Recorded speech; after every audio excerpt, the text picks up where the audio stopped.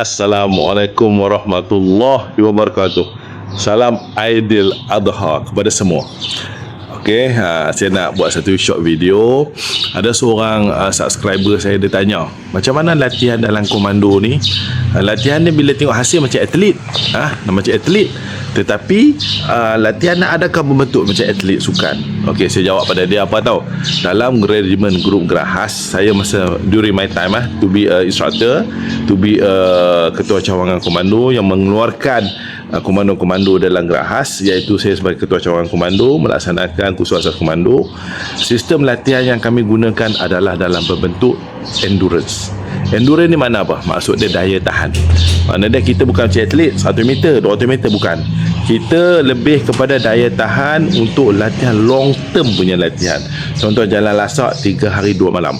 Kita lebih pada daya tahan. Untuk meningkatkan daya tahan, kita mesti ada beban. Kita bawa beban dalam exercise kita kan. Jadi di situ endurance dibentuk.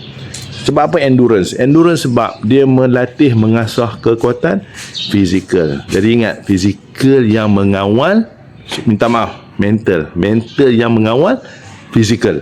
Jadi bila seorang anggota komando tu bersara umur 60, 70, kalau kita tengok badannya, kita tengok masih tegap.